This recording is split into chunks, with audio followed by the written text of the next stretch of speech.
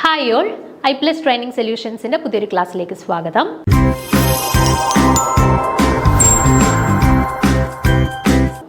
അപ്പം നമ്മൾ ഇന്ന് കണ്ടിന്യൂ ചെയ്യാനായിട്ട് പോകുന്നത് നമ്മുടെ HSCക്കും അതുപോലെ തന്നെ ഫിംഗർ പ്രിൻറ്റിനും ഒരുപോലെ ആവശ്യമായിട്ടുള്ള രീതിയിലുള്ള നമ്മളെ പ്രീവിയസ് ഇയറിലുള്ള PSC എക്സാംസിന് ചോദിച്ചിട്ടുള്ള ക്വസ്റ്റ്യൻ ഡിസ്കഷൻ സീരീസ് ആണ്. അപ്പം നമ്മളൊരു 5-6 സീരീസ് ഇതുവരെ കംപ്ലീറ്റ് ചെയ്തിട്ടുണ്ട്. അപ്പം എന്താ നമ്മൾ ആ ഒരു പാറ്റേണിലുള്ള ക്വസ്റ്റ്യൻസ് അപ്പോൾ ഈ ഒരു സീരീസ് നമ്മൾ ചെയ്യുന്നത് കൊണ്ട് തന്നെ നിങ്ങൾക്ക് ഒരു +2 ഡിഗ്രി ലെവലിലുള്ള സബ്ജക്ട് ബേസ്ഡ് ആയിട്ടുള്ള എക്സാംസിന് ഏത് തരത്തിലുള്ള ചോദ്യങ്ങളാണ് മുന്നേ ചോദിച്ചിട്ടുള്ളത്, അപ്പോൾ അത് മുൻനിർത്തി നിങ്ങൾക്ക് പ്രിപ്പറേഷൻ കണ്ടിന്യൂ ചെയ്ത് പോകാനായിട്ട് ഹെൽപ്ഫുൾ ആവും എന്ന് വിചാരിക്കുന്നു. അപ്പം നമ്മൾ ഈ ചോദിച്ചിട്ടുള്ള ചോദ്യങ്ങൾ അല്ലെങ്കിൽ ആ ഒരു ചോദ്യങ്ങൾ വരുന്ന പോർഷൻസ് നിങ്ങൾ അത്യാവശ്യം ഒന്ന് ഇപ്പോൾ സ്കിപ്പ് ചെയ്തേക്കുന്ന പോർഷൻസ് ആണെങ്കിൽ കൂടി അത്യാവശ്യം ഒന്ന് ഇമ്പോർട്ടൻസ് കൊടുത്തിട്ട് പഠിക്കാനായിട്ട് ശ്രമിക്കുക. കാരണം മുന്നേ എക്സാംസിന് ക്വസ്റ്റ്യൻസ് ചോദിച്ചിട്ടുള്ള ചോദ്യങ്ങൾ ചിലപ്പോൾ അതേ ചോദ്യങ്ങൾ തന്നെ റിപ്പീറ്റ് ചെയ്ത് PSC ചോദിക്കാറുണ്ട്.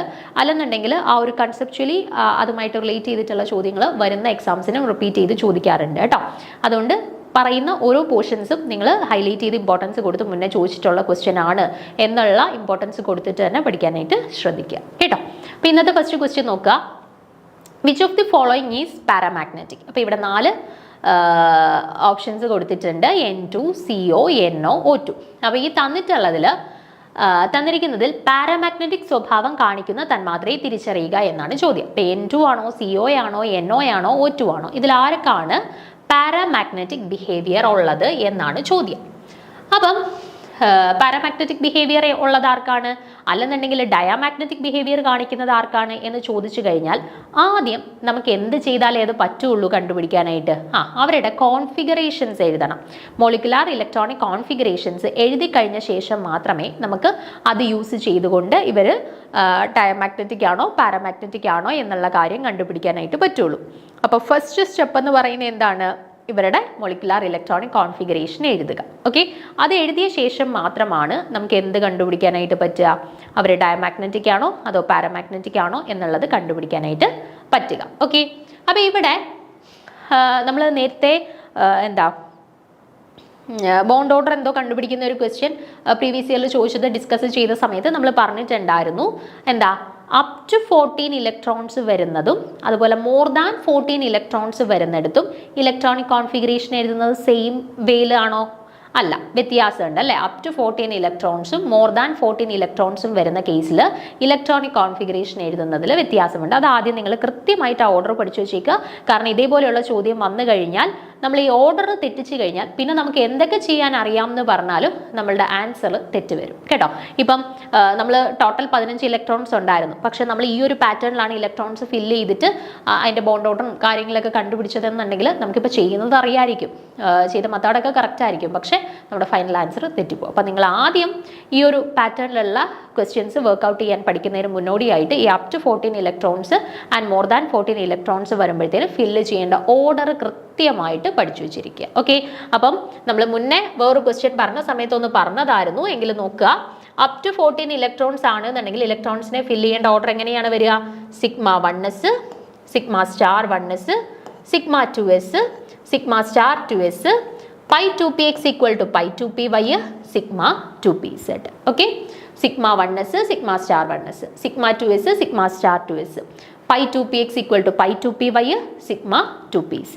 ഈ ഓർഡറിലാണ് ഫില്ല് ചെയ്ത് പോവേണ്ടത്. ഓക്കെ, ഇനി അടുത്തത് നമ്മുടെ മോർ ദാൻ 14 ഇലക്ട്രോൺസ് വരുന്ന കേസ്. മോർ ദാൻ 14 ഇലക്ട്രോൺസ് വരുന്ന കേസിലും σ*2s വരെ സെയിം ആണ്, വ്യത്യാസമൊന്നുമില്ല. σ1s, σ*1s, σ2s, σ*2s. Okay, പിന്നെ ഇവിടെ π2px equal to π2py കഴിഞ്ഞായിരുന്നു σ2pz fill ചെയ്തത്. ഇവിടെ വരുമ്പോഴത്തേന് σ2pz കഴിഞ്ഞിട്ട് വേണം π2px equal to π2py fill ചെയ്യാൻ. അതാണ് വ്യത്യാസം.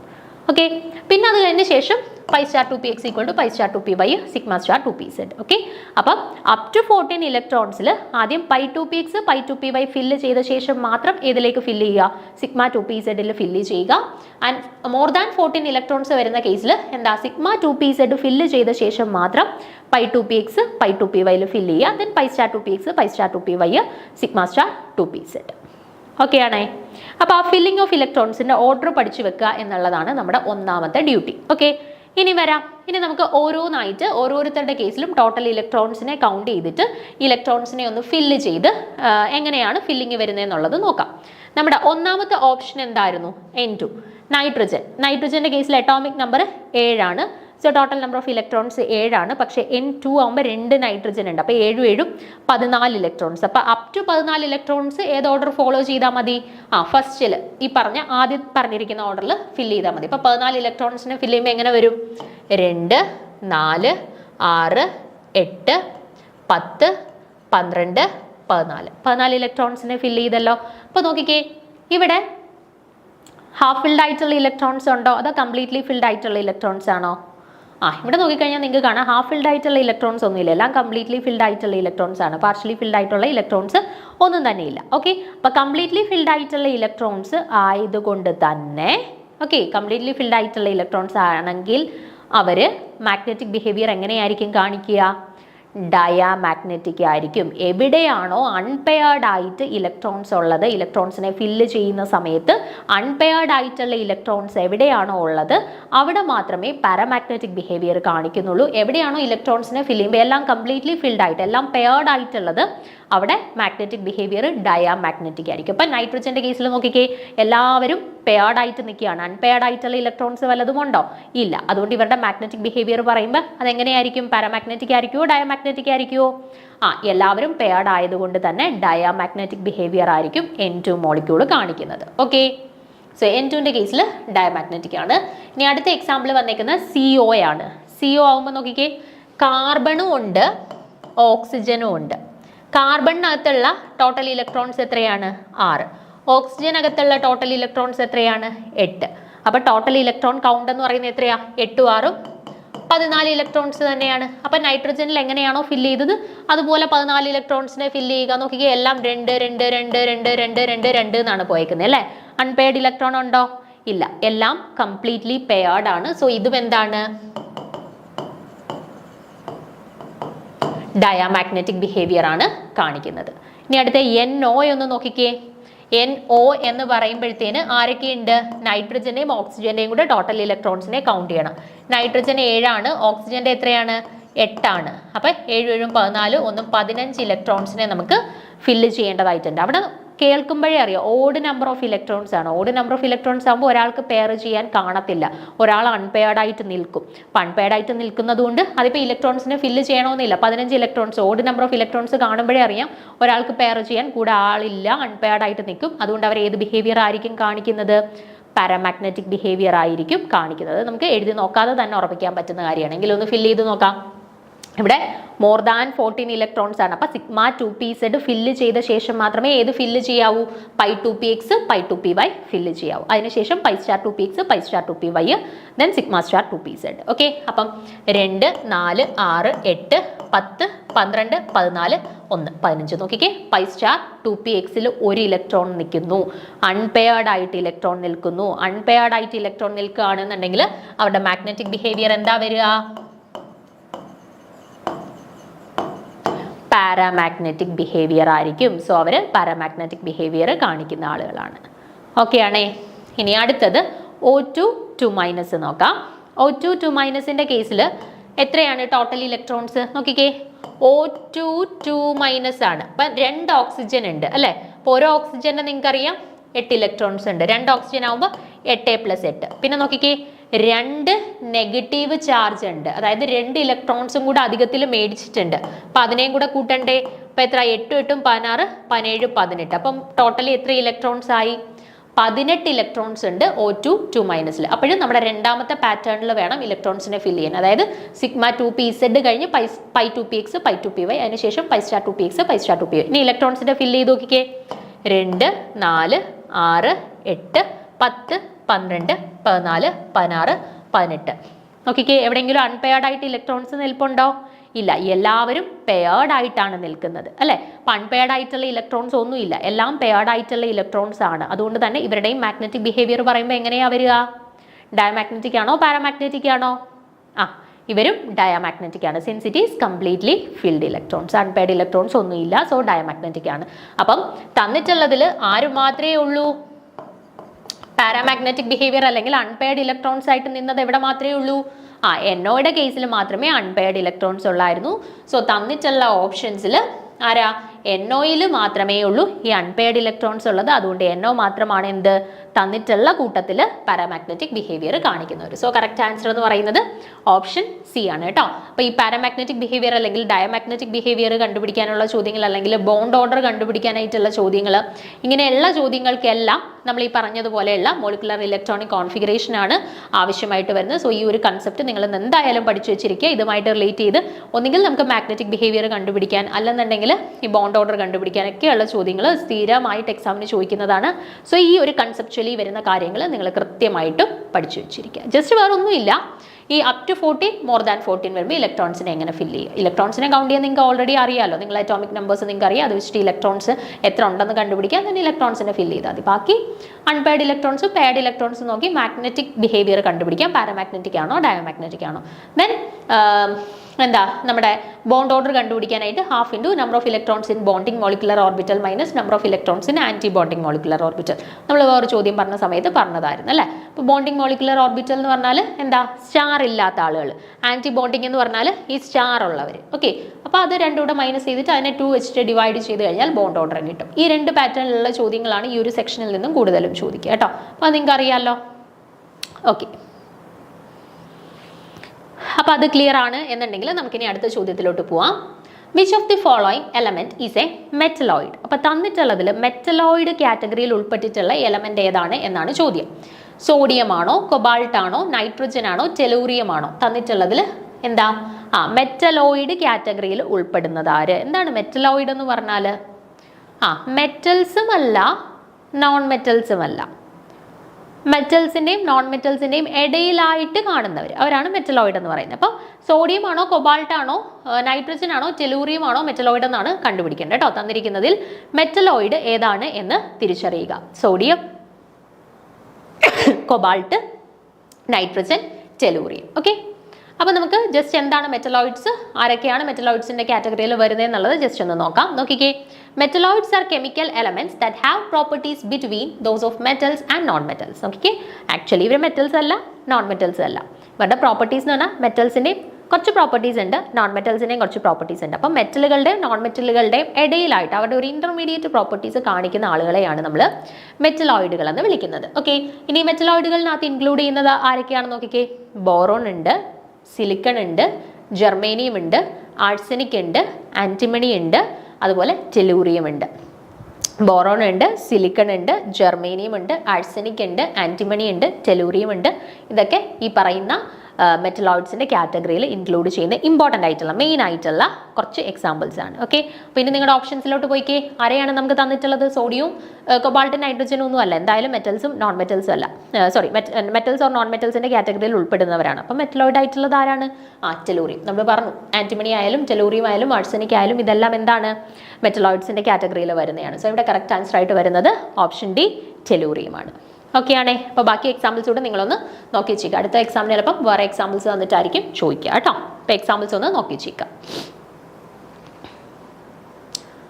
അടുത്തത് ഇത് നമ്മുടെ നാച്ചുറൽ പ്രോഡക്ട്സിൻ്റെ ചാപ്റ്ററിൽ നിന്നും സാധാരണ എക്സാംസിനൊക്കെ സ്ഥിരം ക്വസ്റ്റ്യൻസ് വരുന്ന ഒരു ഏരിയയാണ്, ഒരു പോർഷനാണ് ഐസോപ്രീൻ യൂണിറ്റുകൾ അല്ലെങ്കിൽ ടെർപീൻസിനകത്തുള്ള ഐസോപ്രീൻ യൂണിറ്റുകളെ കണ്ടുപിടിക്കാനുള്ള ചോദ്യം. ഒരു സിമ്പിൾ ടേബിൾ ഉണ്ട്, ആ ടേബിൾ പഠിച്ചു വെച്ചിരുന്നാൽ മതി. ഈ ഒരു പോർഷനുമായിട്ട് റിലേറ്റ് ചെയ്തിട്ടുള്ള ഏത് ചോദ്യം വേണേലും ചോദിക്കാം. നിങ്ങൾക്ക് പഴയ ക്വസ്റ്റ്യൻ പേപ്പേഴ്സ് നോക്കിക്കഴിഞ്ഞാൽ നിങ്ങൾക്ക് കാണാം, സ്ഥിരമായിട്ട് ഇപ്പം നമ്മുടെ PSC എക്സാംസിനെന്നല്ല, സെറ്റിൻ്റെ എക്സാംസിനായിക്കോട്ടെ അല്ലെന്നുണ്ടെങ്കിൽ കെമിസ്ട്രി റിലേറ്റഡ് ആയിട്ടുള്ള മിക്ക എക്സാംസിനും നമ്മുടെ നാച്ചുറൽ പ്രോഡക്ട്സിൽ നിന്നും അവർക്ക് ചോദിക്കാൻ ഇഷ്ടമുള്ള ഒരു ടോപ്പിക്കാണ് ഈ പറയുന്ന ടെർപീൻസ് അല്ലെങ്കിൽ ടെർപീൻസിനകത്തുള്ള ഐസോപ്രീൻ യൂണിറ്റുകൾ എന്ന് പറയുന്നത്. അപ്പോൾ അതുമായിട്ട് റിലേറ്റ് ചെയ്തിട്ടുള്ള ഒരു ചോദ്യമാണിത്. നോക്കിക്കേ, number of isoprene units in diterpenoid. ഡൈടെർപിനോയിഡിനകത്ത് എത്ര ഐസോപ്രീൻ യൂണിറ്റുകൾ ഉണ്ട് എന്നാണ് ചോദ്യം. ഓക്കെ, ഡൈടെർപിനോയിഡിനകത്ത് എത്ര ഐസോപ്രീൻ യൂണിറ്റുകൾ ഉണ്ട്? 1 ആണോ 2 ആണോ 3 ആണോ 4 ആണോ എന്നാണ് ചോദ്യം. അപ്പോൾ യൂഷ്വലി നമ്മൾ നോക്കുമ്പോൾ മോണോ എന്ന് പറയുമ്പം 1 ആണ്, ഡൈ എന്ന് പറയുമ്പം 2 ആണ്, ട്രൈ എന്ന് പറയുമ്പോൾ 3 ആണ്, ടെട്ര എന്ന് പറയുമ്പോൾ 4 ആണ്. ഇതൊക്കെ നമുക്കറിയാം. അപ്പോൾ നമ്മൾ നോക്കുമ്പോൾ ഡൈടെർപീൻ എന്നല്ലേ ചോദിച്ചിരിക്കുന്നത്, അപ്പോൾ 2 ഉണ്ട്. അപ്പം നമ്പർ ഓഫ് ഐസോപ്രീൻ യൂണിറ്റ്സ് 2 ആയിരിക്കും. അങ്ങനെ ചിന്തിച്ച് യൂഷ്വലി കൂടുതൽ ആളുകൾക്കും നെഗറ്റീവ് മാർക്ക് വീഴാറുള്ള ഒരു ചോദ്യമാണ് ഈ ഒരു ക്വസ്റ്റ്യൻ കേട്ടോ. അപ്പോൾ ഈ ഡൈ മോണോ വന്നാൽ അത് 1 ആയിരിക്കും, ഡൈ വന്നാൽ അത് 2 ആയിരിക്കും, ട്രൈ വന്നാൽ അത് 3 ആയിരിക്കും എന്ന് ചിന്തിച്ച് എഴുതുന്നത് കൊണ്ടാണ് മോസ്റ്റ് ഓഫ് ദി ആളുകൾക്കും ഒരു നെഗറ്റീവ് മാർക്ക് സാധാരണ വീഴുന്ന ഒരു ചോദ്യമാണ് ഈ ഡൈ ടെർപീൻസ് റിലേറ്റഡ് ആയിട്ടുള്ള അല്ലെങ്കിൽ ടെർപിനോയിഡ്സ് റിലേറ്റഡ് ആയിട്ടുള്ള ചോദ്യങ്ങൾ. അപ്പം നമുക്ക് ഒരു ഡൈ ടെർപിനോയിഡിലുള്ള ഐസോപ്രീൻ യൂണിറ്റുകളുടെ എണ്ണമാണ്. അപ്പോൾ അത് മനസ്സിലാക്കുന്നതിന് വേണ്ടിയിട്ട് നിങ്ങൾക്ക് ഇതാണ് ഈ ഒരു ടേബിൾ കൃത്യമായിട്ട് നമുക്ക് പഠിച്ചു വെച്ചിരിക്കുകയാണെന്നുണ്ടെങ്കിൽ ഏതിൻ്റെ ചോദിച്ചു കഴിഞ്ഞാൽ നമുക്ക് ചെയ്യാൻ പറ്റും. അപ്പോൾ നമുക്ക് ആദ്യം ടേബിൾ പറയുന്നതിന് മുന്നേ നമുക്ക് ടെർപിനോയിഡ്സിനെ കുറിച്ച് കുറച്ച് പ്രധാനപ്പെട്ട കാര്യങ്ങളൊന്ന് പറയാം, അതിനുശേഷം ആ ടേബിളിലോട്ട് പോവാം. നോക്കിക്കേ, a terpenoid form a group of compounds the majority of which occurs in the plant kingdom. Okay, അപ്പോൾ പ്ലാന്റ് കിങ്ഡത്തിനകത്ത് ഇൻക്ലൂഡഡ് ആയിട്ടുള്ള ഒരു നാച്ചുറൽ പ്രോഡക്ട്സ് കാറ്റഗറിയിൽ വരുന്ന ഒന്നാണ് ടെർപിനോയിഡ്സ് എന്ന് പറയുന്നത് കേട്ടോ. നാച്ചുറൽ പ്രോഡക്ട്സിൻ്റെ കൂട്ടത്തിൽ പ്ലാന്റ് കിങ്ഡത്തിൽ മെയിൻലി കണ്ടുവരുന്ന ഒരു ഗ്രൂപ്പാണ് terpenoids എന്ന് പറയുന്നത്. The thermal decomposition of almost all terpenoids give isoprene as one of the products, and this leads to the suggestion that the skeletal structure of naturally occurring terpenoids can be built up of isoprene units, which is also called non-isoprene rules. അപ്പം നമുക്ക് പറഞ്ഞു plant കിങ്ഡംസിൽ പലയിടത്തു നിന്നും നമുക്ക് ടെർപിനോയിഡ്സിനെ കിട്ടുന്നുണ്ട്. അപ്പോൾ ഈ ടെർപിനോയിഡ്സിനെ എല്ലാം decompose ചെയ്യുന്ന സമയത്ത് ഒരു മേജർ പ്രോഡക്റ്റ് ആയിട്ട് ഫോം ചെയ്യുന്നത് ഐസോപ്രീൻ യൂണിറ്റുകളായിരുന്നു. അപ്പോൾ അതിൽ നിന്നും നമ്മൾ മനസ്സിലാക്കി എന്താണ്, ഈ ഒരു ടെർപിനോയിഡിൻ്റെ സ്കെലിറ്റൽ സ്ട്രക്ചർ ഫോം ചെയ്തിട്ടുള്ളത് ഐസോപ്രീൻ യൂണിറ്റുകൾ കമ്പൈൻ ചെയ്തിട്ടാണ്. അതായത് എന്താ, നമ്മളിപ്പം പോളിമേഴ്സ് ഫോം ചെയ്യുന്നത് എന്താ, മോണോമർ യൂണിറ്റുകൾ കമ്പൈൻ ചെയ്തിട്ട് പോളിമേഴ്സ് ഫോം ചെയ്യുന്നു പറയത്തില്ലേ, അതുപോലെ ഇവിടുത്തെ മോണോമർ യൂണിറ്റുകളായിട്ട് ആക്ട് ചെയ്യുന്നത് ഐസോപ്രീനുകളാണ്. ഓക്കെ, അതായത് ഐസോപ്രീൻ യൂണിറ്റുകളെ പരസ്പരം ചേർത്ത് വെച്ച് അല്ലെങ്കിൽ കമ്പൈൻ ചെയ്തിട്ടാണ് ഒരു ടെർപിനോയിഡ് ഫോം ചെയ്യുന്നതെന്ന് മനസ്സിലായി. എങ്ങനെയാണ് ആ ടെർപിനോയിഡ്സിന്റെ ഡികമ്പോസിഷൻ നടത്തി കഴിഞ്ഞാൽ കിട്ടുന്ന പ്രോഡക്റ്റ് എന്താണ്, അത് ഓർത്ത് വെച്ചേക്കുക. ടെർപിനോയിഡ്സിനെ അവർ ഡികമ്പോസ് ചെയ്ത് കഴിഞ്ഞപ്പോൾ കിട്ടുന്ന പ്രോഡക്റ്റ് ഐസോപ്രീൻസ് ആയിരുന്നു. അപ്പോൾ അതിൽ നിന്ന് മനസ്സിലായി ഐസോപ്രീൻ യൂണിറ്റുകൾ പരസ്പരം കമ്പൈൻ ചെയ്തിട്ടാണ് ഒരു ടെർപിനോയിഡ് ഫോം ചെയ്യുന്നത് കേട്ടോ. അപ്പം എന്താണ് സിംപ്ലസ്റ്റ് യൂണിറ്റ് ഓഫ് ടെർപിനോയിഡ്സ് എന്ന് പറഞ്ഞാൽ എന്താണ്, ഐസോപ്രീൻ ആണ് കേട്ടോ. ഐസോപ്രീൻ യൂണിറ്റുകൾ പരസ്പരം കമ്പൈൻ ചെയ്തിട്ടാണ് ഒരു ടെർപിനോയിഡ് ഫോം ചെയ്യുന്നത്. നോക്കിക്കേ, most naturally occurring terpenoid hydrocarbon have the general formula C5H8N times, and they can be classified on the basis of the N or the number of carbon atoms in the structure. അപ്പം നമ്മുടെ ടെർപിനോയിഡിന്റെ general formula വരുന്ന ഇതാണ്, C5H8N times. C5H8N times. ഈ എന്നിൻ്റെ number മാറുന്നതിനനുസരിച്ച് ടെർപിനോയിഡ്സിനെ നമുക്ക് mono ടെർപിനോയിഡ്, dye ടെർപിനോയിഡ്, try ടെർപിനോയിഡ്, tetra സെസ്ക്യൂ ടെർപിനോയിഡ്, സെസ്റ്റർ ടെർപിനോയിഡ്, അങ്ങനെ പല ക്ലാസിഫിക്കേഷൻസ് ആയിട്ട് നമുക്ക് ഡിവൈഡ് ചെയ്യാനായിട്ട് സാധിക്കും. ഓക്കെ, അപ്പം ഒന്നെങ്കിൽ നമുക്ക് പറയാം ഇത് ഐസോപ്രീൻ യൂണിറ്റുകളാണ്. അപ്പോൾ ഈ ഐസോപ്രീൻ യൂണിറ്റുകളുടെ എണ്ണമാണ് N എന്ന് പറയുന്നത്. ഓക്കെ, അപ്പോൾ എന്നിൻ്റെ വാല്യൂ കിട്ടിക്കഴിഞ്ഞാൽ നമുക്ക് എന്ത് പറയാം, എത്ര ഐസോപ്രീൻ യൂണിറ്റുകൾ ഉണ്ടെന്ന് പറയാം. അല്ലെന്നുണ്ടെങ്കിൽ നമുക്ക് കാർബണിൻ്റെ എണ്ണം വെച്ചിട്ടും പറയാം. ഒന്നെങ്കിൽ ഐസോപ്രീൻ യൂണിറ്റുകളുടെ എണ്ണം വെച്ചിട്ട് ടെർപിനോയിഡ്സ് ഏതാണെന്ന് ഐഡന്റിഫൈ ചെയ്യാം, അല്ലെങ്കിൽ കാർബണിൻ്റെ എണ്ണം വെച്ചിട്ടും ടെർപിനോയിഡിനെ നമുക്ക് ഐഡന്റിഫൈ ചെയ്യാം. ഇപ്പോൾ ഐസോപ്രീൻ യൂണിറ്റിൻ്റെ എണ്ണം വെച്ചാണെന്നുണ്ടെങ്കിൽ നോക്കിക്കേ, ഇവിടെ 1 വരുമ്പോൾ നമുക്ക് പറയാം ഒരു ഐസോപ്രീൻ യൂണിറ്റ് ആണെന്നുണ്ടെങ്കിൽ എന്ത് പേര് വരും. ഇവിടെ 2 വരുവാണെങ്കിൽ 2 ഐസോപ്രീൻ യൂണിറ്റ് ഉണ്ടെങ്കിൽ എന്ത് പേര് വരും. ഇവിടെ 3 വരുവാണെന്നുണ്ടെങ്കിൽ 3 ഐസോപ്രീൻ യൂണിറ്റ് ഉണ്ടെങ്കിൽ എന്ത് പേര് വരും. ഇനി അതേപോലെ നോക്കിക്കേ, ഈ Nന് 1 വരുവാണെങ്കിൽ total number of carbon atom എത്രയാണ്, C5 × 1 = 5. ഓക്കെ, അപ്പോൾ ഒരു ഐസോപ്രീൻ യൂണിറ്റ് ഉള്ളതിനകത്ത് എത്ര കാർബൺ ആറ്റംസ് ഉണ്ട്, 5 കാർബൺ ആറ്റം ഉണ്ട്. ഇനി 2 ഐസോപ്രീൻ യൂണിറ്റ് വരുവാണെങ്കിലോ 5 × 2 10. അപ്പോൾ 2 ഐസോപ്രീൻ യൂണിറ്റ് വരുമ്പോഴത്തേന് 10 കാർബൺ ആറ്റം വരും. ഓക്കെ, ഇനി ഇവിടെ Nന് വരെ 3 വരുവാണെങ്കിൽ 5 × 3 15 വരും അല്ലേ. അപ്പോൾ 3 ഐസോപ്രീൻ യൂണിറ്റ് വരുവാണെങ്കിൽ 15 കാർബൺ ആറ്റംസ് വരും. അത് ഓർത്ത് വെച്ചേക്കുക. 4 ആണെന്നുണ്ടെങ്കിൽ 20 കാർബൺ ആറ്റംസ് അങ്ങനെ പോകും. 5 ആണെന്നുണ്ടെങ്കിൽ 25 കാർബൺ ആറ്റംസ് അങ്ങനെ പോകും. ഓക്കെ, ഇനി നമുക്ക് പേരുകളിലോട്ട് വരാം. ഐസോപ്രീൻ യൂണിറ്റുകളുടെ എണ്ണം 2 ആണ് എന്ന് കരുതുക. അതായത് C5H8 Nന് പകരം 2 വരികയാണ്.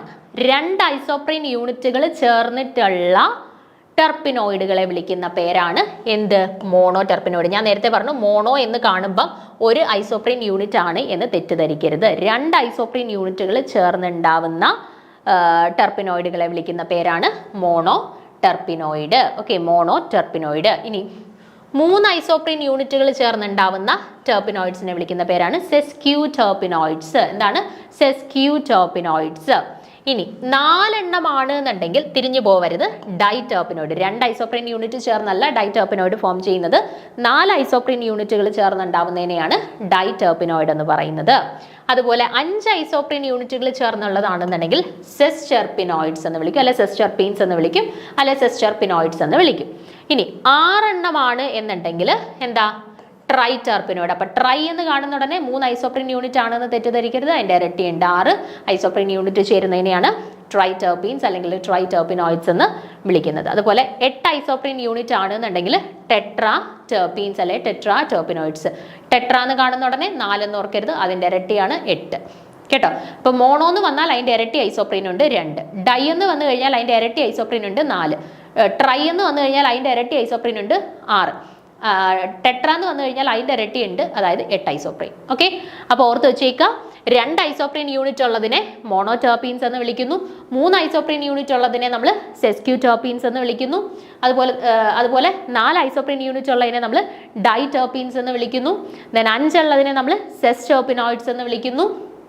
അടുത്ത 6 ഐസോപ്രീൻ യൂണിറ്റ്സ് ഉള്ളതിനെ നമ്മൾ ട്രൈ ടെർപിനോയിഡ്സ് എന്ന് വിളിക്കുന്നു, 8 ഐസോപ്രീൻ യൂണിറ്റ്സ് ഉള്ളതിനെ നമ്മൾ ടെട്രാ ടെർപിനോയിഡ്സ് എന്ന് വിളിക്കുന്നു, and more than 100 isoprene units ഉള്ളവരെ നമ്മൾ എന്താ, പോളിടെർപീൻസ് എന്ന് വിളിക്കുന്നു, അല്ലെ പോളിടെർപിനോയിഡ്സ് എന്ന് വിളിക്കുന്നു. ഓക്കെ, ദെൻ ഇത് പറയണ്ടല്ലോ, നോക്കിക്കേ, 2 ആണെന്നുണ്ടെങ്കിൽ 5 × 2 10 കാർബൺ. അപ്പൊ 10 കാർബൺ ഉള്ളതിനെ ചോദിച്ചാലും എന്താ, മോണോടെർപിനോയിഡ്സ് എന്നാ പറയുന്നത്. അതുപോലെ 3 കാർബൺ ആകുമ്പോൾ എത്ര, 3 × 5 15. അപ്പൊ 15 കാർബൺ ഉള്ളതിനെ സെസ്ക്യൂടെർപിനോയിഡ്സ് എന്ന് വിളിക്കും.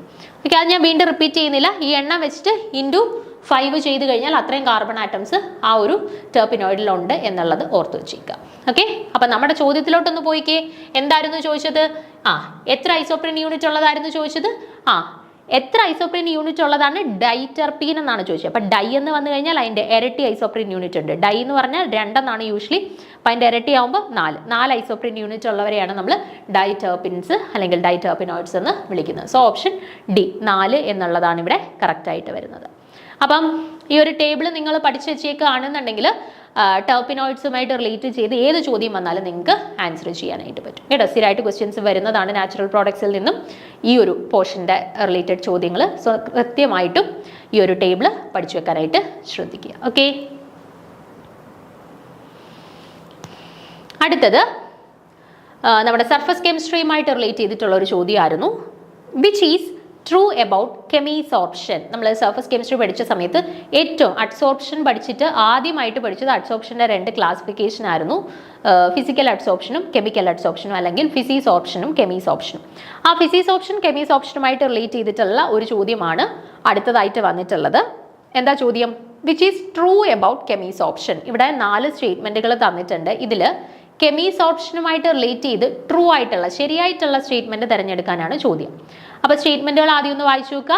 It is irreversible, 2 it is specific in nature, 3 only monolayer adsorption takes place, 4 all of the above are correct. അപ്പോൾ നോക്കിക്കേ, എന്താ തന്നിരിക്കുന്നതിൽ രാസ അധിശോഷണവുമായി ബന്ധപ്പെട്ട ശരിയായ പ്രസ്താവന തിരഞ്ഞെടുക്കുക. കെമിക്കൽ അഡ്സോർപ്ഷൻ അല്ലെങ്കിൽ കെമീസ് ഓപ്ഷന്റെ മലയാളമാണ് രാസ അധിശോഷണവുമായിട്ട് ബന്ധപ്പെട്ട ശരിയായ പ്രസ്താവന തിരഞ്ഞെടുക്കുക. നോക്കിക്കേ, പ്രക്രിയ വിപരീതമല്ല, വിശിഷ്ടത ഉള്ള പ്രവർത്തനമാണ് എന്നായിരുന്നോ, it is specific in nature. അപ്പം അതായത് വിശിഷ്ടത ഉള്ള പ്രവർത്തനമാണ്. ഇത് ഒരൊറ്റ പാളിയുള്ള പ്രക്രിയയാണ്, അതായത് മോണോലെയർ പ്രക്രിയയാണ്. തന്നിരിക്കുന്നവയെല്ലാം ശരിയാണ്. അപ്പം ഇതിലേതാണ് കറക്റ്റ് ആൻസർ എന്നാണ് നമുക്ക് തിരഞ്ഞെടുക്കേണ്ടത്. അപ്പം അതിന് വേണ്ടിയിട്ട് ആദ്യം നമ്മൾ എന്തറിയണം, ഫിസിക്സ് ഓപ്ഷനും കെമീസ് ഓപ്ഷനും തമ്മിലുള്ള പ്രധാനപ്പെട്ട വ്യത്യാസങ്ങൾ എന്തൊക്കെയാണ് എന്നുള്ളത് അറിയണം. ഓക്കെ, അപ്പം അഡ്സോർപ്ഷൻ എന്ന് പറഞ്ഞാൽ എന്താണ്, ആദ്യം എന്താണ് അഡ്സോർപ്ഷൻ എന്ന് പറഞ്ഞാൽ, നമ്മൾ അബ്സോർപ്ഷൻ ABSORPTI അബ്സോർപ്ഷൻ കേട്ടിട്ടുണ്ട് അല്ലേ. എന്താ അബ്സോർപ്ഷൻ എന്ന് പറഞ്ഞാൽ, നമ്മളൊരു സ്പോഞ്ചിനെ എടുത്ത് വെള്ളത്തിലോട്ട് മുക്കുന്നു. ഓക്കെ, തിരിച്ചെടുക്കുന്ന സമയത്ത് സ്പോഞ്ചിന്റെ മുകളിൽ മാത്രമാണോ വെള്ളം പറ്റിയിരിക്കുക? അല്ല, ആ സ്പോഞ്ച് മൊത്തത്തിൽ വെള്ളം, ബൾക്കായിട്ട് വെള്ളം കയറിയിട്ടുണ്ട് അല്ലേ. അല്ലെന്നുണ്ടെങ്കിൽ നമ്മൾ ഒരു പീസ് ഓഫ് ചോക്കിനെ നമ്മളൊരു മഷിയിലോട്ട് മുക്കുന്നു. ഓക്കെ, ആ ചോക്കിന്റെ വെളിയിൽ മാത്രമേ ആ മഷി പടർന്ന് കയറത്തുള്ളൂ, അത് ചോക്ക് കംപ്ലീറ്റ് ആയിട്ട് മഷിയാവൂ? കംപ്ലീറ്റ് ആയിട്ട് ഇന്ന മോളിക്യൂൾസിലെ എല്ലായിടത്തും മഷി പറ്റുന്നുണ്ട് അല്ലേ. അങ്ങനെ ബൾക്കായിട്ട് നടക്കുന്ന ഒരു പ്രോസസ്സിനെയാണ് നമ്മൾ അബ്സോർപ്ഷൻ AB എന്ന് വിളിക്കുന്നത്. എന്നാൽ അഡ്സോർപ്ഷൻ എന്ന് പറഞ്ഞാൽ, ഇപ്പം ഞാൻ സ്പോഞ്ച് വെള്ളത്തിലോട്ട് ഇട്ട സമയത്ത് സ്പോഞ്ചിൽ മൊത്തം വെള്ളം കയറിയില്ല, ജസ്റ്റ് ആ സ്പോഞ്ചിൻ്റെ വെളിഭാഗത്ത് മാത്രമേ വെള്ളം പറ്റിയുള്ളൂ എങ്കിൽ അതിനെയാണ് അഡ്സോർപ്ഷൻ എന്ന് പറയുന്നത്. നമ്മൾ സിലിക്ക ജെൽ എന്ന് പറയുന്ന ഒരു സാധനം നിങ്ങൾ കണ്ടിട്ടില്ലേ? നമ്മുടെ ഈ എന്താ ഇപ്പം പാത്രങ്ങൾ, കുക്കർ സാധനങ്ങളൊക്കെ മേടിക്കുമ്പോൾ അതിനകത്ത് ചെറിയൊരു പാക്കറ്റ് ഇട്ടേക്കുമല്ലോ. അപ്പോൾ ഈ സിലിക്ക ജെല്ലൊക്കെ അഡ്സോർപ്ഷൻ ആണ് നടക്കുന്നത് അവിടെ. കാരണം അത് മോയ്സ്ചർ കണ്ടന്റിനെ അതിൻ്റെ പുറമേ ഉള്ള പാളിയിലേക്ക് മാത്രമേ വലിച്ചെടുക്കുന്നുള്ളൂ. അത് ബൾക്കായിട്ട് മൊത്തത്തിൽ അങ്ങ് വലിച്ചെടുക്കുന്നില്ല. അപ്പം അങ്ങനെയുള്ള പ്രോസസ്സിനെയാണ് അഡ്സോർപ്ഷൻ എന്ന് വിളിക്കുന്നത്. ആ അഡ്സോർപ്ഷനെ തന്നെ നമുക്ക് രണ്ടായിട്ട് തരംതിരിക്കാം. ഫിസിക്കൽ അഡ്സോർപ്ഷൻ എന്നും കെമിക്കൽ അഡ്സോർപ്ഷൻ എന്നും. അതിൽ ഫിസിക്കൽ അഡ്സോർപ്ഷനെ വിളിക്കുന്ന പേരാണ് ഫിസിസോർപ്ഷൻ ആൻഡ് കെമിക്കൽ അഡ്സോർപ്ഷനെ വിളിക്കുന്ന പേരാണ് കെമിസോർപ്ഷൻ. ഓക്കെ, ഫിസിസോർപ്ഷനും കെമിസോർപ്ഷനും. ഇനി ഈ ഫിസിസോർപ്ഷനും കെമിസോർപ്ഷനും തമ്മിലുള്ള ഡിഫറൻസ് നോക്കുക. ഒന്നാമത്തത്, weak van der Waals forces are present in physisorption. Physisorption എന്ന് പറയുമ്പോഴത്തേന് എന്താണ്? ഫിസിക്കൽ ബോണ്ട് എന്നുള്ള മീനിങ് എടുത്താൽ മതി. അതായത് വീക്ക് ആയിട്ടുള്ള വോണ്ടർവാൾ ബലങ്ങളൊക്കെ ആയിരിക്കും യൂഷ്വലി ഫിസിസോർപ്ഷനകത്ത് പ്രസന്റ് ആയിട്ടുള്ളത്. അതേസമയം കെമിസോർപ്ഷനകത്തേക്ക് നോക്കിയാലോ, സ്ട്രോങ് കെമിക്കൽ ഫോഴ്സസ് ആർ. അപ്പം കെമിക്കൽ ഫോഴ്സസ് ആയിരിക്കും, അതായത് സ്ട്രോങ് ഫോഴ്സസ് ആയിരിക്കും എവിടെയുള്ളത്? കെമിസോർപ്ഷനകത്തുള്ളത്. ഓക്കെ, ഫിസിസോർപ്ഷനകത്ത് വീക്ക് ആയിട്ടുള്ള ഫിസിക്കൽ ബലങ്ങൾ, അതായത് വോണ്ടർവാൾ ബലങ്ങളൊക്കെ ആയിരിക്കും. അതേസമയം കെമിസോർപ്ഷൻ വരുമ്പോഴത്തേനും സ്ട്രോങ് ആയിട്ടുള്ള കെമിക്കൽ ഫോഴ്സസ് അല്ലെങ്കിൽ കെമിക്കൽ ബോണ്ട്സ് ആയിരിക്കും കെമിസോർപ്ഷന്റെ കേസിൽ പ്രസന്റ് ആയിട്ടുള്ളത്. അടുത്ത ഡിഫറൻസ് നോക്കിക്കേ. ഫിസിസോർപ്ഷൻ എന്ന് പറഞ്ഞാൽ it is not specific in nature. Physisorption അത്ര സ്പെസിഫിക് അല്ല, വിശിഷ്ടതയില്ല. അതായത് ഇന്ന ആളുടെ കേസിൽ മാത്രമേ നടക്കുകയുള്ളൂ എന്ന് നമുക്ക് പറയാൻ പറ്റത്തില്ല. പക്ഷെ കെമിസോർപ്ഷൻ എന്ന് പറഞ്ഞാൽ ഹൈലി സ്പെസിഫിക് ആണ്. അതായത് ഇന്ന ആൾ മാത്രമേ അഡ്സോർബ് ചെയ്യത്തുള്ളൂ എന്ന് നമുക്ക് സ്പെസിഫിക് ആയിട്ട് എടുത്ത് പറയാൻ പറ്റും. അതുകൊണ്ട് കെമിസോർപ്ഷൻ എന്ന് പറഞ്ഞാൽ ഹൈലി സ്പെസിഫിക് ആണ്. പക്ഷേ ഫിസിസോർപ്ഷൻ്റെ കേസിൽ അങ്ങനെയല്ല, ആർക്ക് വേണേലും ആരെ അഡ്സോർബ് ചെയ്യാം, അങ്ങനെയുണ്ട്. ഇപ്പം ഇന്ന ആളെ മാത്രമേ അഡ്സോർബ് ചെയ്യുള്ളൂ എന്ന് നമുക്ക് പറയാൻ പറ്റത്തില്ല. അതുകൊണ്ടാണ് ഫിസിസോർപ്ഷൻ നോട്ട് സ്പെസിഫിക് എന്ന് പറഞ്ഞതും കെമിസോർപ്ഷൻ സ്പെസിഫിക് എന്ന് പറഞ്ഞത്. ഓക്കെ, അടുത്ത ഡിഫറൻസ് നോക്കിക്കേ. ഫിസിസോർപ്ഷൻ റിവേഴ്സിബിൾ ആണ്. ഞാൻ പറഞ്ഞു, ഇപ്പോൾ ഒരു സർഫസിൽ ഫിസിക്കൽ ബോൺസ് അല്ലെങ്കിൽ വീക്ക് വോണ്ടർവാൾ ബലങ്ങൾ കൊണ്ടിട്ടാണ് അവർ അട്രാക്ട് ചെയ്തിട്ടുള്ളത്. അതുകൊണ്ട് തന്നെ എന്താണ്, നമ്മൾ ആ ബലത്തിനെ ഓവർകം ചെയ്ത് കഴിഞ്ഞാൽ നമുക്ക് അഡ്സോർബ് ചെയ്ത ആളെ ആ ഒരു സർഫസിൽ നിന്ന് നീക്കം ചെയ്യാൻ പറ്റും. അതുകൊണ്ട് അത് റിവേഴ്സിബിൾ ആണ്. എന്നാൽ കെമിസോർപ്ഷനിൽ ഒന്ന് ചിന്തിച്ച് നോക്കിക്കേ, സ്ട്രോങ് ആയിട്ടുള്ള കെമിക്കൽ ഫോഴ്സസ് കൊണ്ടിട്ടാണ് ഒരു സർഫസിൽ ഒരാൾ അഡ്സോർബ് ആയിട്ട് നിൽക്കുന്നത്. അപ്പോൾ ആ സ്ട്രോങ് ആയിട്ടുള്ള ഫോഴ്സസിനെ ഓവർകം ചെയ്തിട്ട് വേണം നമുക്ക് അവരെ ആ സർഫസിൽ നിന്ന് നീക്കം ചെയ്യാനായിട്ട്. അതുകൊണ്ട് തന്നെ അവിടെ എന്താണ്, പ്രോസസ്സ് റിവേഴ്സിബിൾ ആയിരിക്കും. ഓക്കെ, അടുത്ത ഡിഫറൻസ് നോക്കിക്കേ. ഫിസിസോർപ്ഷന്റെ കേസിൽ അതൊരു മൾട്ടി ലെയർ പ്രോസസ് ആണ്. ഒറ്റ സിംഗിൾ ലെയറിലുള്ള അഡ്സോർപ്ഷൻ അല്ല നടക്കുക, മൾട്ടി ലെയർ പ്രോസസ് ആയിട്ടാണ് നടക്കുന്നത്. എന്നാൽ അതേസമയം കെമിസോർപ്ഷൻ നോക്കിക്കഴിഞ്ഞാലോ മോണോ ലെയർ അഡ്സോർപ്ഷൻ ആണ്, അല്ലെങ്കിൽ സിംഗിൾ ലെയർഡ് പ്രോസസ് ആണ്. സിംഗിൾ ലെയറിലുള്ള അഡ്സോർപ്ഷൻ അല്ലെങ്കിൽ മോണോ ലെയർ അഡ്സോർപ്ഷൻ ആണ് അവരുടെ കേസിൽ നടക്കുന്നത്. ഓക്കെ, അടുത്തത് പറഞ്ഞേക്കുന്നത് എന്താ, it have a low enthalpy of adsorption. Physisorption ആയതുകൊണ്ട് തന്നെ ചെറിയ വാണ്ടർവാൾ ബലങ്ങൾ അല്ലെങ്കിൽ ഫിസിക്കൽ ഫോഴ്സസ് വഴിയാണ് ഒരു സബ്സ്റ്റൻസിനെ അതിൻ്റെ സർഫസിലോട്ട് അഡ്സോർബ് ചെയ്ത് നിർത്തിയിട്ടുള്ളത്. അതുകൊണ്ട് തന്നെ അതിനാവശ്യമായിട്ടുള്ള എൻതാൽപ്പി ഓഫ് അഡ്സോർപ്ഷൻ എന്ന് പറഞ്ഞാലും വളരെ കുറവാണ്. ഏകദേശം ഒരു 20 to 40 kilo joule per mole മാത്രമേ ഉള്ളൂ ഫിസിക്കൽ അഡ്സോർപ്ഷൻ്റെ കേസിലുള്ള എൻതാൽപ്പി ഓഫ് അഡ്സോർപ്ഷൻ. എന്നാൽ കെമിസോർപ്ഷൻ്റെ കേസിൽ വരുമ്പോഴത്തേനോ സ്ട്രോങ് ആയിട്ടുള്ള കെമിക്കൽ ഫോഴ്സസ് വഴിയാണ് സബ്സ്റ്റൻസിനെ ആ ഒരു സർഫസിലോട്ട് അഡ്സോർബ് ചെയ്ത് നിർത്തിയിട്ടുള്ളത്, അല്ലേ? അതുകൊണ്ട് തന്നെ കെമിസോർപ്ഷൻ്റെ കേസിൽ വരുമ്പോഴത്തേന് എന്താണ്, എൻതാൽപ്പി ഓഫ് അഡ്സോർപ്ഷൻ എന്ന് പറയുന്നത് ഹൈ വാല്യൂസ് ആണ്. ഏകദേശം 40 to 400 kilo joule per mole റേഞ്ചിൽ വരും അവരുടെ എൻതാൽപ്പി ഓഫ് അഡ്സോർപ്ഷൻ എന്ന് പറയുന്നത്. ഓക്കെ, അടുത്തത് ഫിസിസോർപ്ഷൻ്റെ കേസിൽ വരുമ്പോൾ അവരുടെ എനർജി ഓഫ് ആക്ടിവേഷൻ എന്ന് പറഞ്ഞാൽ കുറവായിരിക്കും. കാരണം ഫിസിക്കൽ ഫോഴ്സസ് മാത്രമേ ഉള്ളൂ. പക്ഷേ അതേസമയം കെമിസോർപ്ഷനിലോട്ട് വരുമ്പോഴത്തേനോ അവരുടെ എനർജി ഓഫ് ആക്ടിവേഷൻ എന്ന് പറയുന്നത് ഹയർ ആയിരിക്കും. ഓക്കെ, എനർജി ഓഫ് ആക്ടിവേഷൻ എന്ന് പറയുന്നത് ഹയർ ആയിരിക്കും. ദെൻ ഡിസോർപ്ഷൻ എന്ന് പറഞ്ഞാൽ എന്താണ്, ഒരു സർഫസിൽ അഡ്സോർബ്ഡ് ആയിട്ടുള്ള ഒരാളെ അവിടുന്ന് തിരിച്ച് ഇളക്കി മാറ്റുന്നത് അല്ലെങ്കിൽ അഡ്സോർബ്ഡ് ആയിട്ടുള്ള ആളെ ആ ഒരു സർഫസിൽ നിന്ന് നീക്കം ചെയ്യുന്ന പ്രോസസ്സിനെയാണ് ഡിസോർപ്ഷൻ എന്ന് പറയുക. ഓക്കെ, അപ്പോൾ അത് എവിടെയായിരിക്കും എളുപ്പം നടക്കുക? ഫിസിസോർപ്ഷൻ്റെ കേസിലായിരിക്കും, കെമിസോർപ്ഷൻ്റെ കേസിലായിരിക്കുമോ? നിങ്ങളൊന്ന് ചിന്തിച്ച് നോക്കിക്കേ. ഫിസിസോർപ്ഷൻ്റെ കേസിൽ വീക്ക് ആയിട്ടുള്ള വോണ്ടർവാൾ ബലങ്ങൾ കൊണ്ടിട്ടാണ് സർഫസിലോട്ട് അവരെ അഡ്സോർബ് ചെയ്ത് വെച്ചിട്ടുള്ളത്. അപ്പോൾ വീക്ക് ആയിട്ടുള്ള ഒരാളെ ഓവർകം ചെയ്ത് അവരെ റിമൂവ് ചെയ്യുക എന്ന് പറയുന്നത് നമുക്ക് എളുപ്പമല്ലേ? അപ്പോൾ അവിടെ ഡിസോർപ്ഷൻ ഈസി ആയിരിക്കും. പക്ഷേ കെമിസോർപ്ഷൻ്റെ കേസിലൊന്ന് ആലോചിച്ച് നോക്കിക്കേ, സ്ട്രോങ് കെമിക്കൽ ഫോഴ്സസ് വഴിയാണ് അവരെ ബൈൻഡ് ചെയ്ത് ആ ഒരു സർഫസിൽ നിർത്തിയിട്ടുള്ളത്. അപ്പം നമുക്ക് ഈസി ആയിട്ട് അവരെ ഡിസോർബ് ചെയ്തെടുക്കാൻ പറ്റുമോ?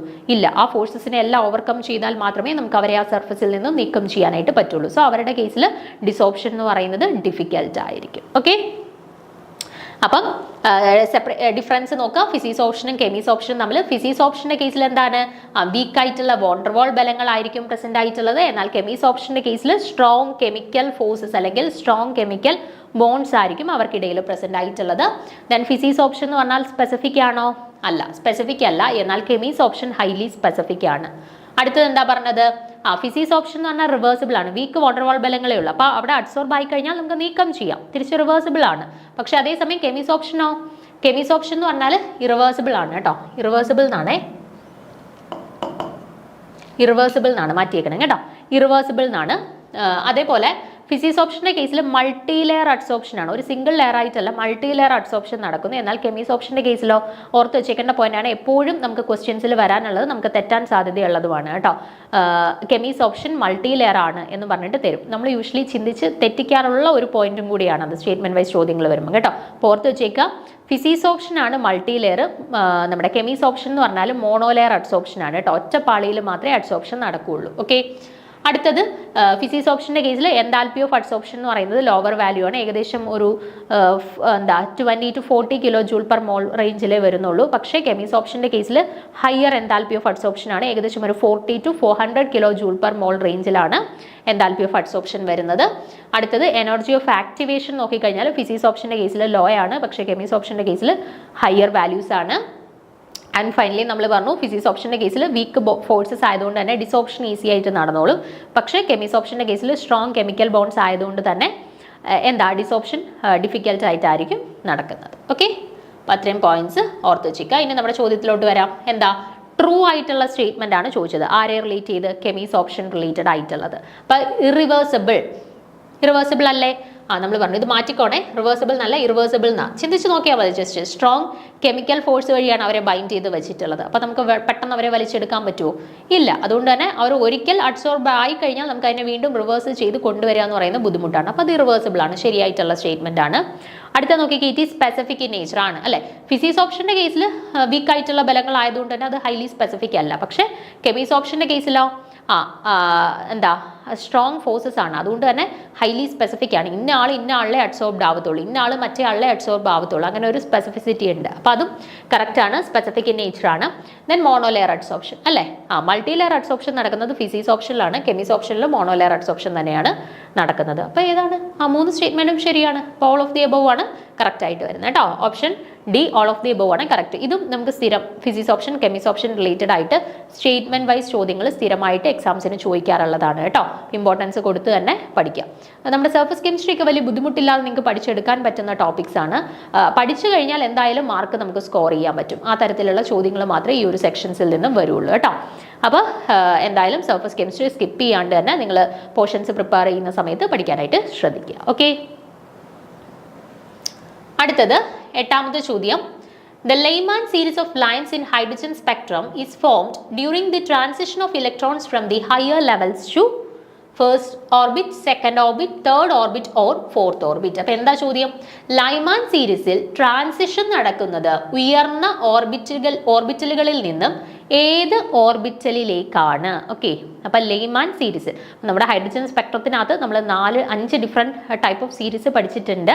Lyman series, Balmer series, Paschen series, Brackett series and Pfund series, ഇങ്ങനെ 5 സീരീസുകൾ പഠിച്ചിട്ടുണ്ട്. അതിൽ ഇവിടെ ചോദിച്ചിരിക്കുന്നത് ആരുടെ കേസാണ്? ലൈമാൻ സീരീസിന്റെ കേസാണ് ചോദിച്ചിട്ടുള്ളത്. ലൈമാൻ സീരീസിൽ ഉയർന്ന ഓർബിറ്റലുകളിൽ നിന്നും ട്രാൻസിഷൻ നടക്കുന്നത് ഏത് ഓർബിറ്റലിലേക്കാണ് എന്നാണ് ചോദ്യം. ഓക്കെ, ഫസ്റ്റ് ആണോ, സെക്കൻഡ് ആണോ, തേർഡ് ആണോ, ഫോർത്ത് ഓർബിറ്റിലേക്കാണോ എന്നാണ് ചോദ്യം. ഓക്കെ, അപ്പം നമുക്ക് നോക്കാം.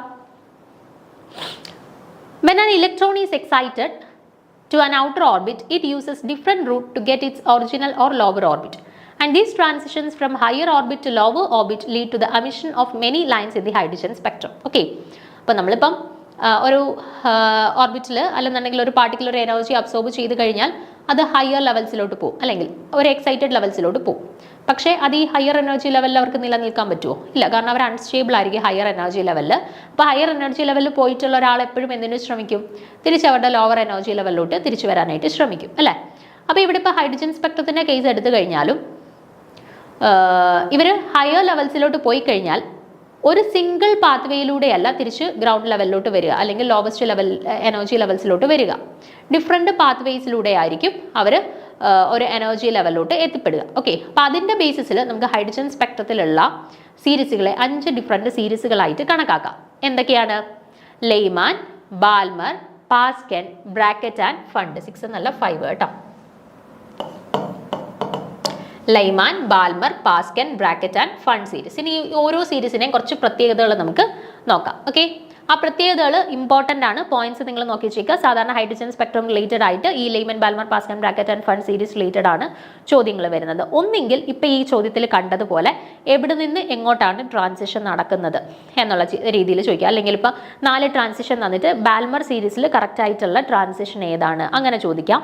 അല്ലെന്നുണ്ടെങ്കിൽ ഈ തന്നിട്ടുള്ളതിൽ വിസിബിൾ റീജിയനിൽ കണ്ടുവരുന്ന സ്പെക്ട്രം ഏതാണ്, അല്ലെങ്കിൽ ഏത് സീരീസിന് കറസ്പോണ്ടിങ് ആയിട്ടുള്ള സ്പെക്ട്രമാണ് വിസിബിൾ റീജിയൻ, അല്ലെങ്കിൽ UV റീജിയനിൽ, അല്ലെങ്കിൽ IR റീജിയനിൽ കാണുന്നത്, ആ രീതിയിലും ചോദ്യം വരും. അതുകൊണ്ട് തന്നെ ഈ ഓരോ സീരീസും ഏത് റീജിയനിലാണ് കണ്ടുവരുന്നത് എന്നുള്ളതും കൂടെ പഠിച്ചു പോയേക്കുക ഇതിൻ്റെ കൂടെ. അതുപോലെ ട്രാൻസിഷൻ എവിടെ നിന്ന് എങ്ങോട്ടാണ് എന്നുള്ളതും നോക്കി പോവുക. ഓക്കെ, അപ്പോൾ ആദ്യത്തെ നോക്കുക ലെയ്മാൻ സീരീസ് നോക്കിക്കേ.